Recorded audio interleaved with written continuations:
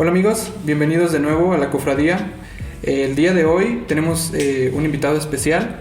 Al tocar un tema que probablemente ya vieron en el título, que es el eurocentrismo contra la historia mundial, pues quisimos traer a alguien que más o menos, bueno, que le sabe, digamos que le sabe bien. Le mueve. Ajá, le mueve a esto de tirarle Europa, dejémoslo ahí. Pues no tirarle Europa, pero sí argumentar porque pues lo que hemos visto de Europa y de la historia, pues no es la historia que... Porque son malos. Ajá. Hoy tenemos de invitado a Sablo. Sablo, ¿cómo estás? Hola, muy bien, muy bien. Que también es el líder de Periplos. Ah, sí. Claro. Ajá, decir una breve semblanza, como dirían nuestros profes. Es compañero de nosotros y también es, podemos decir, fundador de Periplos de la Historia. Que es esta comunidad en la que estamos pues todos los tres. Y también está aquí Dre. ¿Cómo estás, Dre? Muy bien, ¿cómo estás tú? Bien, gracias. Entonces pues quisimos traer a Saulo el día de hoy para poder hablar de este tema que se llama eurocentrismo contra la historia mundial. Pues no como un contra, sino más bien como hablar de qué se nos ha explicado de la historia mundial. Para nosotros ya como estudiantes de historia, qué se nos ha enseñado a nivel superior sobre la historia mundial y cuál es la concepción que se nos ha cambiado desde que conocemos la historia por ahí de primaria, secundaria, que hablamos que es cuando ya empezamos como a tener esta concepción espacial de lo que es la historia, de dónde se lleva a cabo, de las personas y las fechas más que nada. Entonces pues quiero hablar y empezar con este tema hablando un poco de lo que ya hemos venido hablando en otros episodios, que es cómo nos enseñan la historia mundial. Tenemos, creo, aproximadamente unos, pues son 6 años de primaria, nos hablan los últimos 2 de historia, o ya tenemos como esa concepción de historia, 3 de secundaria, 3 de preparatoria.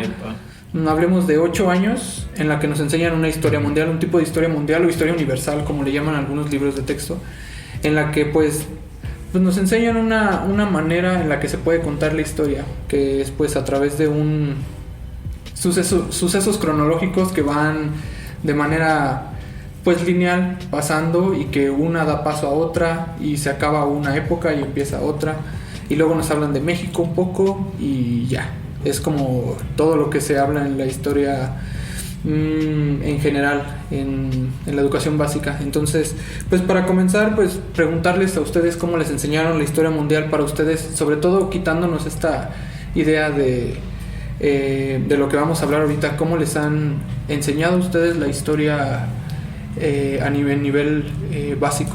Si quieres empezar tú, y ahorita damos pasos a él. Pues iniciando así con ¿cómo se llama? Los primeros hombres, o la evolución del hombre. Ajá. Porque siempre viene eso, y siento que eso ya es muy como del siglo XVIII, del siglo XIX, que empieza con una explicación evolucionista. Uh-huh. Después sigue con las grandes civilizaciones, que sí le pone la etiqueta de Mesopotamia, Egipto, la India, China. Y después ya va un poquito más para allá con Grecia y Roma, quedándose un poquito más en lo que fue Roma que en lo que fue Grecia. Sí. Porque Grecia aún sigue siendo un poquito más, no oriental, pero sí es un poquito más difícil de entender desde Occidente. Uh-huh. Porque diría un profe que tenemos que seguimos siendo un tanto romanos en la actualidad. Un tanto. Y después seguiría la Edad Media, pero así, de volada. Uh-huh. Y después ya lo de... ¿Qué seguiría? La Edad Moderna. La Edad Moderna. Uh-huh. Que que es Revolución Industrial y también la llegada de los europeos a América, y termina con las guerras mundiales y pues poco más. Y la Guerra Fría un poco. Y la Guerra Fría, sí, la Guerra Fría. Edad contemporánea. Sí, muy tocada así por encima. Sí, pues primero, como dice Dre, primero la teoría evolucionista, después la prehistoria, o sea, antes de la escritura, también las edades de piedra, edad de bronce, muy hacia la... Uh-huh. Pues sí, muy a la hoja, se pasa la hoja y ya está edad de piedra, y luego edad de bronce, y luego de edad de hierro. Después siguen las grandes civilizaciones, ya lo dijo mi compañero, está Sumer, está Egipto, está la India, nos hablan un poco de los olmecas, en contexto mesoamericano, y ya después nos hablan ahora sí de Grecia, y después de Roma. Cae Roma, y después sigue la Edad Media, o sea, así lo han enseñado, sigue la Edad Media, acaba la Edad Media para muchos con 1453, con la imprenta o con los viajes de Colón. Y después de ahí es una edad moderna y de ahí acaba hasta la Revolución Industrial, y luego la Revolución Industrial. Ahora sí sigue la edad contemporánea y vienen las dos guerras mundiales, después la Guerra Fría. Y pues hasta ahí llega, bueno, lo que yo me quedé, los libros de texto se han vinculado más a explicar ese tipo de cronología. Sí, yo también considero, y pues yo también estoy con ustedes, de que se pasa todo como muy rápido, como que siento que vemos historia pero no vemos nada de historia, sí. Como que, por decir, tan solo en esta etapa en donde acaban las civilizaciones de Grecia y Roma, sobre todo Roma, y empieza pues la Edad Media pasa así, o sea, son 10 siglos que pasan en 3-4 hojas que se resumen básicamente en el cristianismo. Y las cruzadas un poco y poco más, o sea, la peste y poco sí, y ya poco como más. Que nada más te van es como una línea que solamente te lleva hacia Cristóbal Colón y hacia la imprenta y se acabó. Y ya a partir de ahí, pues ahora sí hablamos de Europa, descubriendo, ahí diciéndolo entre comillas, descubriendo América, y a partir de ahí pues ya es el relato que todos no sabemos, que empieza la época colonial, que también vemos rapidísimo. ¿Por qué? Porque tenemos que abarcar la independencia, y la independencia pareciera ser que es el centro de la historia de México. Sí. Cuando hay muchos procesos que vienen atrás, de los que casi no se hablan, y que también pues, sería importante que al menos se les hiciera una mención en los libros de texto, que al menos lo que estoy viendo en estos últimos libros de texto gratuitos, sí se habla un poquito más. O sea, sí hay como un intento por dar más preámbulo a lo que es la independencia fuera de lo que estaba pasando en Europa. Sí hay como una incidencia tantito de tratar de explicar qué estaba pasando aquí en México. Habla un poquito de las juntas, de la importancia de estas. Faltaría todavía hablar de lo que pasó en Haití, pero pues va poquito a poco. O sea, también yo siento que con un poquito del cambio de gobierno que hubo, siento que también se están abriendo un poquito esas puertas, no muchas, porque debe de existir todavía una continuidad y ser congruentes con la historia oficial que se han venido manejando desde hace ya casi 90 años. Sí, es una historia, una narrativa totalmente nacionalista, total, para justificar al Estado, a un Estado-nación. Sí, sí. Sí, prácticamente eliminan todas las implicaciones internacionales que conlleva una historia nacional, y pues ahora en estos libros ya aparece como antecedente no solo lo que pasó en España, sino también lo que pasaba en Inglaterra, lo que se pasó con las 13 colonias. No le toma tanta importancia, y porque pues en realidad no nos basamos tanto en lo que pasó en las 13 colonias como para tomar un modelo. Sí, no, y aparte pues podemos a partir de fenómenos globales inclusive explicarle una independencia, porque no solo se da en México, se da en Sudamérica, se da pues ya primero en el norte, después en Sudamérica, pero también están las independencias en los intentos en Asia Oriental, en Asia Central, en África.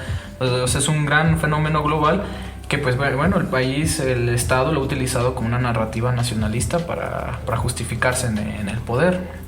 Sí, es como bastante, pues como lo hemos venido manejando, es como bastante puntual la historia. O sea, como que solamente nos quieren enseñar lo que hay que enseñar, como lo que quieren poner en nuestros ojos para que nosotros entendamos la historia desde esa perspectiva.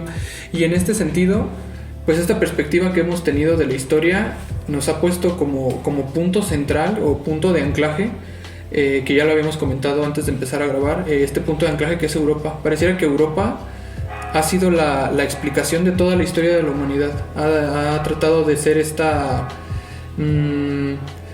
manera, esta visión de ver cómo se ha desarrollado la humanidad a lo largo del tiempo, y siento que pues solamente hemos tomado a Europa y a sus implicaciones para construir esta línea cronológica en la que los sucesos tienen que tocar siempre a Europa para ser importante. Todo aquel suceso que esté explotando en algún otro lado, ya sea en Asia o en América, mientras no sea tocado por Europa, no es relevante para la historia, o no es importante, o se toque en un segundo plano.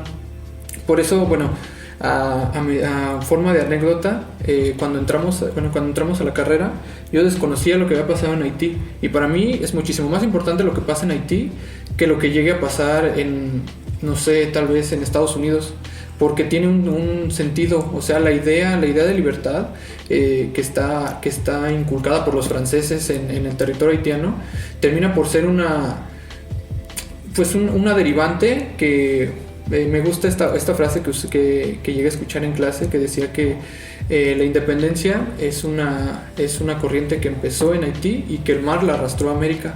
Entonces me gusta pensar que hay otras formas de explicar no solamente la historia nacional, sino la historia mundial. Entonces, a cierto punto, Europa pues no es el centro del mundo, no es el centro del universo. No sé qué puedan decir con esto. Por ejemplo, también el caso de China, de que parece que en la historia universal China existe en la antigüedad y después desaparece y vuelve a aparecer cuando son las guerras del opio, y pues básicamente es como un intento de hacer de menos la importancia que tuvo China a todo internacionalmente, porque antes de que durante la Edad Media, cuando los europeos andaban peleando por un señor que estaba en una cruz ahí en Medio Oriente y que al final perdieron, pues los chinos estaban inventando un montón de cosas, están inventando la imprenta, están inventando el papel, existía la tinta, la brújula,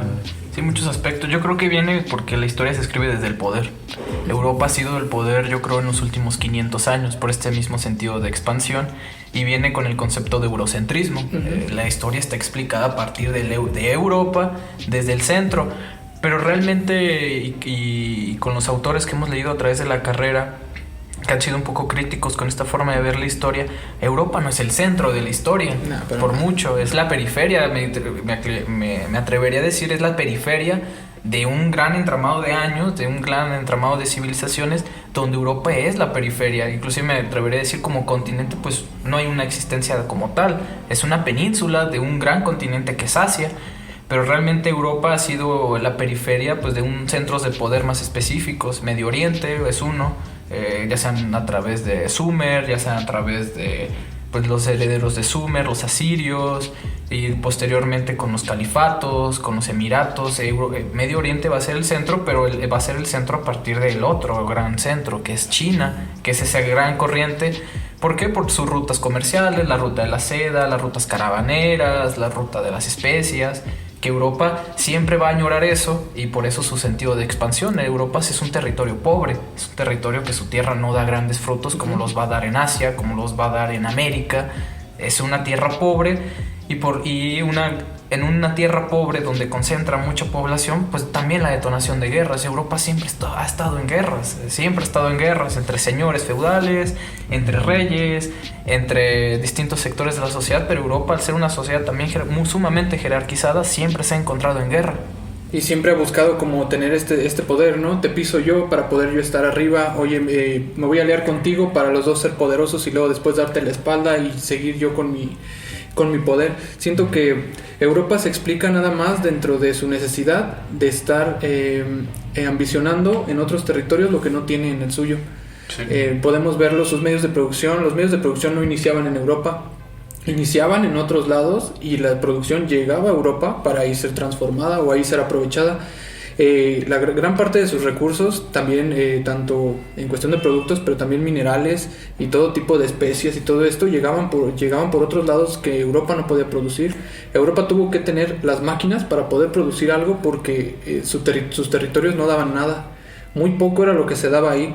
Entonces, en este intercambio, claro que Europa seguía ganando. ¿Por qué? Porque lo que ellos recibían era más que lo que exportaban. Y en ese sentido, este poder que ellos tenían legitimado, ya sea a través de ideologías como la religión, pues les bastaba para poder llegar a otros territorios y decir, ¿saben qué? En nombre de mi Altísimo, yo puedo a ti hacerte menos, yo puedo esclavizarte, yo puedo matarte. ¿Por qué? Porque el fin último es que yo esté arriba. Siempre su justificación va a basarse para poder legitimar su poder. Sí. No, y aparte yo creo que viene primero, una primera instancia, ¿no? Yo primero diría una instancia de de expansión, de invasión, digamos, de lo que se va a convertir Europa, que primero es con los helenos. Ahí está Alejandro Magno. Alejandro Magno se expande a Oriente porque quiere ser el otro. Quiere tener las riquezas que tiene el imperio aqueménida, el imperio persa, y va y lo conquista. Y después llega a Egipto y se hace llamar hijo de Amón.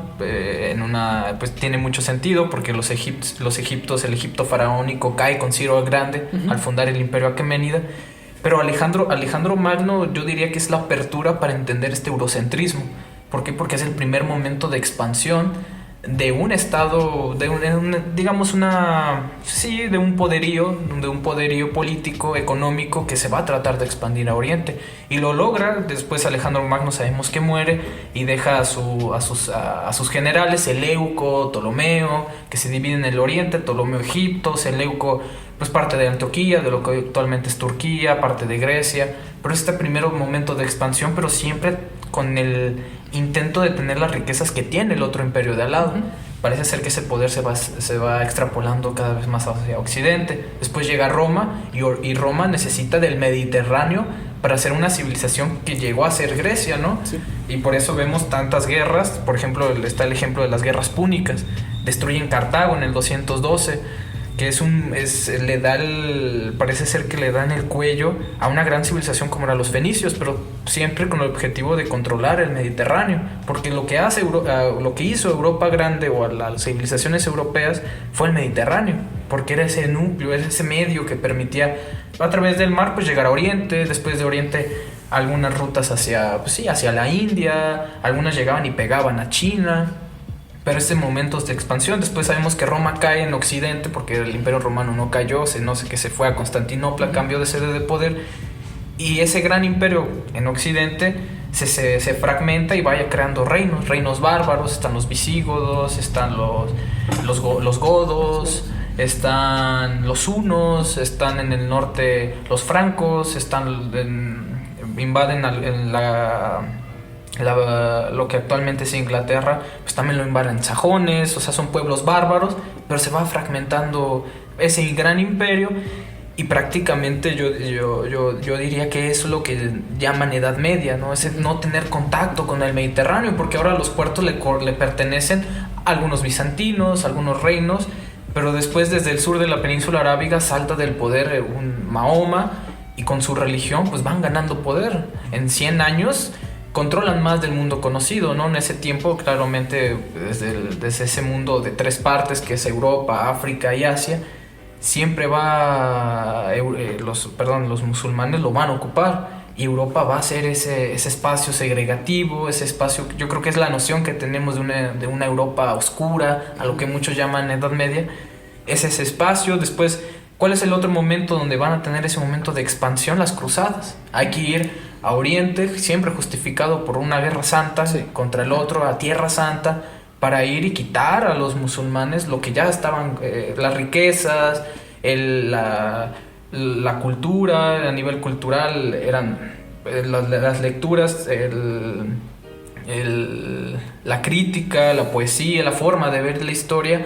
Prácticamente los musulmanes, aunque a Europa no le gusta, fueron herederos de mucha de la cultura clásica. Porque las grandes bibliotecas se van a concentrar en Oriente. Europa, o los reinos europeos, van a tratar de extrapolar su poder invadiendo al otro, que va a ser invadiendo Oriente a través de unas cruzadas. Después las cruzadas no les salen muy bien y se regresan otra vez a su campo, ¿no?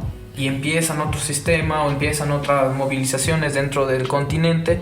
¿Y cuál va a ser el siguiente gran salto? Irse al Atlántico, en un mundo que parecía corto, en un mundo que parecía más pequeño.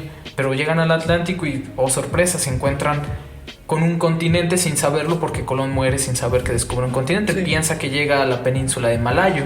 ¿Por qué? Porque la concepción europea tiene el mundo de Ptolomeo, que es un mundo muy pequeño. Es muy pequeño el mundo. Y al ver esta gran inmensidad de tierra, sin saberlo, encontraron oro en cuestión de, pues sí, oro, plata, tierras fértiles, nuevas personas que esclavizar, porque antes de eso los europeos esclavizaban a los que enfrentaban, ¿no? Enfrentaban a los de la península arábiga y se llevaban esclavos. O sea, tenían un sistema de esclavitud, pero lo van a extrapolar a América cuando llegan. Sí, también a los bárbaros que llegaron, pues al final nunca se les quitó esta ambición de querer volver a ser romanos o querer imitar el Imperio Romano. También por eso, por muchos años quien coronaba a los reyes era el Papa, porque según esta concepción, pues él es lo más cercano que pudiera ser un representante de Dios en la tierra. Ajá. Sí. Y también porque estaba en donde estuvo Roma. Sí, ajá, sí, tenía esa legitimidad que le daba el cristianismo, que también es importante resaltarlo y que va con esta pregunta que pues hay que debatir también, bueno, no debatir, más bien como platicar. ¿Europa de verdad puede explicar la historia mundial? Porque como lo hemos visto, parece ser que solamente Europa tiene el poder o tiene la palabra o tiene la tinta para poder decir qué es lo que es historia y qué es lo que no es historia. Platicándolo aquí les daba el ejemplo de que pues no es lo mismo tener en tus referencias citado a algún autor europeo a tener solamente autores no sé, de Asia, o solamente tener autores de América, pero Europa todavía tiene ese peso en el gremio, todavía tiene ese peso en la actualidad. Y con esta explicación que nos dio Saulo, Europa no podría explicar toda la historia mundial porque Europa no ha estado inmiscuida en toda la historia. Europa podría explicar, sí, algunas partes de la historia, como la historia del cristianismo. Esa yo creo que es la base de Europa, porque es la ideología que se empieza a expandir por toda Europa y que termina expandiéndose pues por todo el mundo al día de hoy, siendo una de la principal religión, la más practicada en cuestión Europa y América. Y pues no sé qué puedan decir ustedes. ¿Creen que de verdad Europa puede explicar la historia mundial?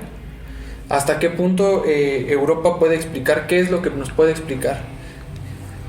Pues yo creo que sus intentos de explicación de los otros mundos, pues entre comillas, inició porque allá, según su propia concepción, allá inició la ciencia, o ya en el siglo XVII, XVIII empezó la ciencia y ya se establece bien un método científico en el siglo XIX con los positivistas, con Comte, y pues esa intención de entender a los otros pues viene desde que él elevó hasta el punto máximo a la sociología como la ciencia que iba a explicar todos los seres humanos.